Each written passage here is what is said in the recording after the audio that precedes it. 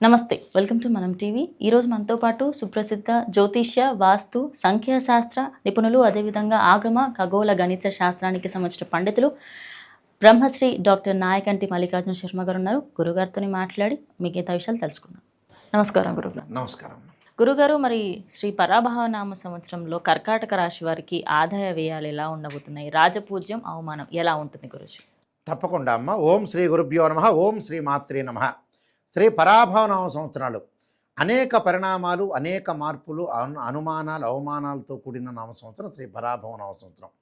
శ్రీ పరాభవనామ సంవత్సరంలో అన్ని విషయాల్లో కూడా ఆచితూచి అడుగు వేయాలి. ప్రతి విషయంలో కూడా కొంత జాగ్రత్తగా ఉండాలి. లైఫ్ని ఎలా లీడ్ చేయాలనేది ప్రాపంచిక జ్ఞానం చాలా ఇంపార్టెంట్. ప్రాపంచిక జ్ఞానం అంటే ఏమిటి అంటే చాలామంది కూడా ఆలోచన చేసేది అంటే మనం ఎంత చదువు చదివినా కూడా లౌకిక విధానము ఇన్ టైంలో పనిచేయటం. అంటే ఒక అబ్బాయి పెళ్ళిందనుకోండి, తండ్రి బాధ్యతగా ముందుగా చేయాలి. ఒక అమ్మాయి పెళ్ళిందంటే తండ్రి బాధ్యతగా చేయాలి. అలానే పిల్లలు కూడా ఎక్కువ కాలం పాటు ఏదైతే వాళ్ళ యొక్క చదువులు కానీ, ఎడ్యుకేషన్ పరంగా కానీ, ఒక మ్యారేజ్ లైఫ్ కానీ, ఉద్యోగం కానీ సడన్గా తొందరగా చేయాలి. అంటే మనిషి యొక్క కాలం ఏంటంటే చాలా స్పీడ్గా తిరుగుతుంది కాలం అనేది.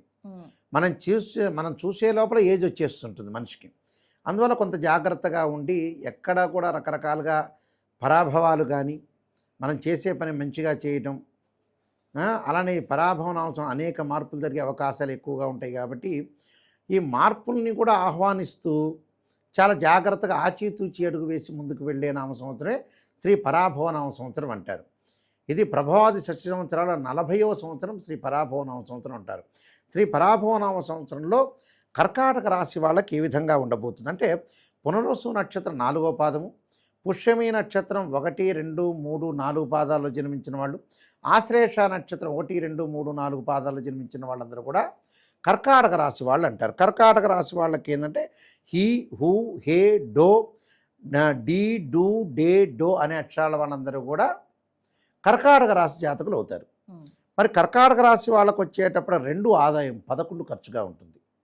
అంటే 2 ఆదాయం 11 ఖర్చు, 4 రాజ్యపూజ్యం, 7 అవమానంగా ఉంటుంది. అంటే రెండిట్లో కూడా తేడా ఉంటుంది. అంటే 2, 11 అంటే చాలా డిఫరెన్స్, వ్యత్యాసం ఉన్నట్టు అర్థం.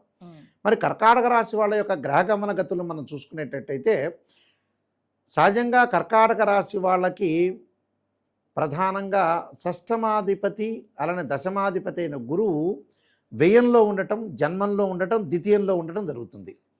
ఏమిటి జూన్ 2 వరకు కూడా గురువు మిథున రాశిలో సంచారం చేయటం, 2 తర్వాత అక్టోబర్ 31 వరకు కూడా కర్కాటక రాశిలో ఉండటం, అక్టోబర్ 31 నుండి డిసెంబర్ 18 వరకు కూడా సింహరాశిలో అతిచారంతో సంచారం చేస్తారు.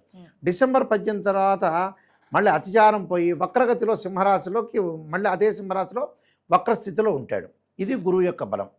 అయితే గురువు యొక్క బలాన్ని మనం ప్రత్యేకంగా చూసుకునేటట్టయితే కర్కాటక రాశి వాళ్ళకి అక్టోబర్ 31 నుంచి బాగుంటుంది.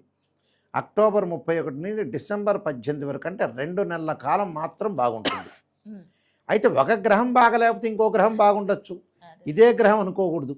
కానీ ఆదాయం పరంగా మటుకు ఇన్కమ్ అనేది గ్రోత్ అవుతున్నా వృధా ఖర్చులు 25% పెరగటం ఒకటి, ఇంకొక 25% శుభ కార్యక్రమాల నిర్వహణ, కొన్ని పెండింగ్ ప్రాజెక్టులని పూర్తి చేయటం, గతంలో ఏదైతే చేయాలనుకున్నావో అలాంటివన్నీ కూడా ఈ సంవత్సరం చేసే అవకాశాలు ఎక్కువగా ఉంటాయి. అయితే భయభ్రాంతులు చెందాల్సిన పని 2 ఆదాయం 11 ఖర్చు ఈ నాయకంటి గారు చెప్పారనగానే వెంబటే భయభ్రాంతులు చెందే అవకాశాలు ఎక్కువ మంది ఉంటాయి. అందులో భయభ్రాంతులు చెందాల్సిన పని లేదు. ప్రతి దానిలో కూడా మనం భయాన్ని ఆలోచన చేయాల్సిన పని లేదు. అనుకూలమైన ఫలితాలు ఉంటాయి. ఒక 25% అనవసరంగా వృధా ప్రయాణాలు, అధిక ప్రయాణాలు, లావాదేవీల విషయంలో అధికంగా ఖర్చు పెట్టడం, ఒకటి కొంటే ఇంకోటి ఫ్రీ అంటే అన్నీ కొనేవాళ్ళు కూడా చాలామంది ఉంటారు కదా. అనవసరమైన విషయాలకి డబ్బులు చేజార్చుకునే అవకాశాలు, మొండి బాకీలు వసూలు కాలేకపోవటం, దగ్గరికి వచ్చినట్టు వచ్చి కొన్ని పనులలో ఆలస్యం జరిగే అవకాశాలు ఎక్కువగా ఉండే అవకాశాలు ఎక్కువ ఉంటాయి. విద్యార్థులకు కూడా చక్కగా నెక్స్ట్ అకాడమిక్ ఇయర్ అనేది చాలా బాగుంటుంది. అంటే ఈ మన మార్చిలో ఎగ్జామినేషన్ ఉంటాయి కదా, అప్పటి వరకు కొద్దిగా జాగ్రత్తగా ఉండాలి. జూన్ 2 వరకు కూడా పోటీ పరీక్షలు కానీ, ఐఐటి వాళ్ళు కానీ, ఎంసెట్ వాళ్ళు కానీ, నీట్ వాళ్ళు కానీ, గ్రూప్స్ రాస్తున్న వ్యక్తులు కానీ, ఎవరైతే స్టూడెంట్స్ ఉంటారో వాళ్ళందరూ కూడా కొంచెం జాగ్రత్తగా ఉండాలి. అంటే చదువు మీద బాగా కాన్సన్ట్రేషన్ చేసి ముందుకు వెళ్ళాలి. నెక్స్ట్ మనకు వచ్చేటప్పటికల్లా ఈ అక్టోబర్ 31 తర్వాత చాలా బాగుంటుంది. ఓకే. ఏదైనా గవర్నమెంట్ ఉద్యోగాలు వీళ్ళందరికీ కూడా ఎవరెవరికి ఎప్పుడెప్పుడు వస్తాయంటే అక్టోబర్ 30 తర్వాతనే వస్తాయి. నిరుద్యోగులు కూడా వాళ్ళు ఆశించిన దానికంటే కూడా మంచి ఉద్యోగం లభించే అవకాశాలు ఎక్కువ ఉంటాయి. ఖర్చుల విషయంలో కొంత జాగ్రత్తగా ఉండాలి. అలా రాహు యొక్క శని యొక్క బలాన్ని మనం చూసుకునేటట్టయితే శని రాశి వారికి వచ్చేటప్పటికల్లా ప్రత్యేకంగా మీన రాశిలో శని ఉండటం, జూలై 25 నుంచి వక్రగతిలోకి వెళ్ళిపోతాడు.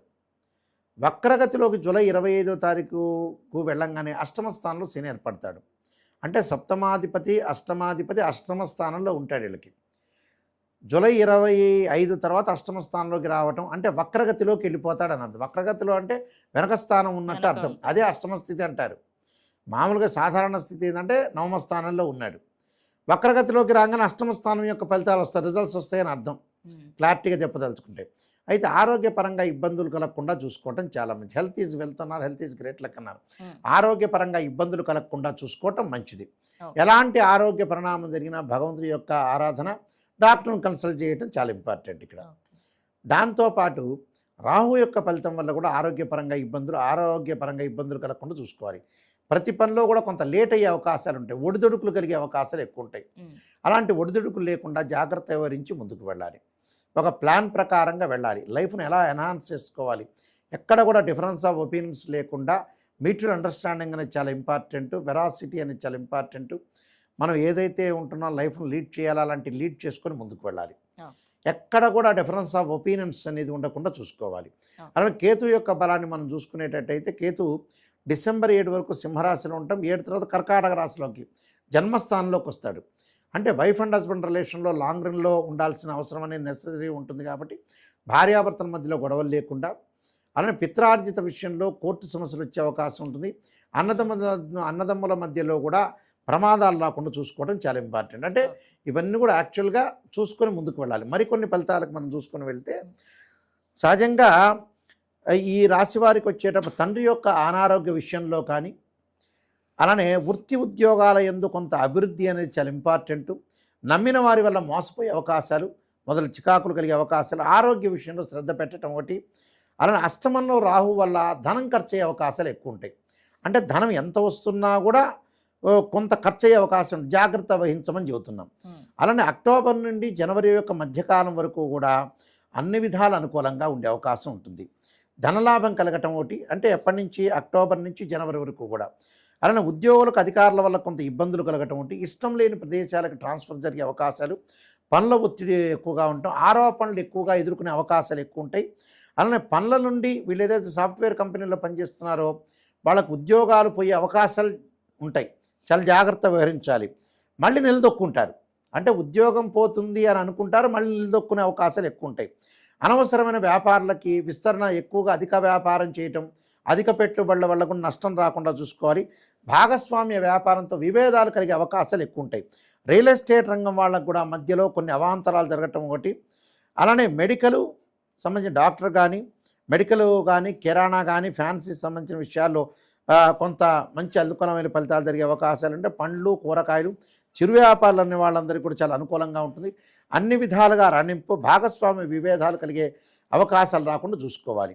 అలానే నూనె, నెయ్యి, పాలు, స్వీట్స్ వ్యాపారులకు కూడా కొంత లాభసాటిగా ఉండే అవకాశాలు ఎక్కువ ఉంటాయి. మోటార్ వాహనాలు, స్పేర్ పార్ట్స్ వ్యాపారం వల్ల కొన్ని ఇబ్బందులు కలిగే అవకాశాలు ఉంటాయి.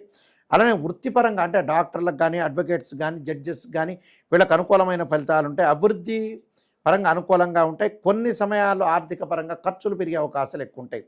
అలానే రైతులకి గిట్టుబాటు ధర లేక ఇబ్బందులు పడాల్సిన అవకాశాలు ఎక్కువ ఉంటాయి. రుణ బాధలు కలిగే అవకాశాలు ఉంటాయి. రైతులకి కొద్దిగా అధిక పెట్టుబడులు పెట్టుకోకుండా రైతులు జాగ్రత్త వహించాలి.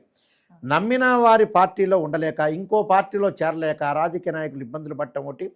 అలానే విద్యార్థులు కొంత అధిక శ్రద్ధతోటి ముందుకు వెళ్ళాలి, వేరే వ్యాపకాలు తగ్గించాలి.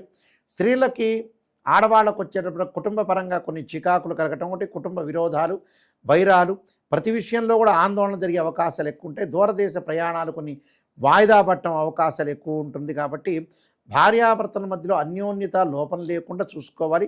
ఉదర సంబంధమైన ఆరోగ్య విషయంలో జాగ్రత్తగా ఉండాలి. అంటే ప్రతి విషయంలో కూడా కొంత జాగ్రత్తగా ఉండి ముందుకు వెళ్ళటం అనేది చాలా ఇంపార్టెంట్. అలానే శుక్రుడి వల్ల, రవి వల్ల కూడా కొన్ని లాభాలు కలిగే అవకాశాలు ఉంటాయి. ఉద్యోగ విషయంలో కొంత జాగ్రత్తగా ఉండాలి రవి వల్ల. అంటే బుధుడి వల్ల వ్యాపార విస్తరణలో కూడా కొద్దిగా జాయింట్ వ్యాపారాల వల్ల కొంత జాగ్రత్తగా ఉండి ముందుకు వెళ్ళాలి. కాబట్టి కొన్ని పరిహారాలు చేసుకొని ముందుకెళ్తే వీళ్ళకి మంచి జరిగే అవకాశాలు ఖచ్చితంగా ఉంటాయమ్మా. గురుగారు, కర్కాటక రాశి వాళ్ళు మరి ఎలాంటి రెమెడీస్ చేసుకోవాలి? తప్పకుండా అమ్మ. రెమెడీస్లో ముఖ్యంగా వాళ్ళు చేయాల్సింది ఏంటంటే విష్ణు సహస్రనామం పారాయణం చేసుకోవాలి. చక్కగా ధనం అనుకూలంగా ఉండటానికి యక్షాయ కుబేరాయ వైశ్రవణాయ ధనధాన్యాధిపతే ధనం ధాన్య సమృద్ధిమే దేహిమే దాపై స్వహ అనే మంత్రాన్ని చక్కగా చదువుకోవాలి. గురువు యొక్క అంతరిక్ష దేవత అయిన తారాదేవిని స్తోత్ర పారాయణం ఉంటే దక్షిణకాళి స్తోత్ర పారాయణం చేసుకోవాలి. చేసుకోవటం వల్ల చాలా మంచి జరిగే అవకాశం. ఆరోగ్యపరంగా ఇబ్బందులు కలగకుండా ఉండాలంటే రవి యొక్క ఆరాధన చేయాలి. ఆదిత్యాయుధ్నే సహస్రకిరణాయ ధీమే తన్నో సూర్య ప్రచోదయాత్ అనే మంత్రాన్ని చక్కగా ఆదివారం రోజున ఉపవాసం ఉండి రవి యొక్క ఆరాధన చేయటం వల్ల మంచి జరిగే అవకాశాలు ఖచ్చితంగా ఉంటాయి.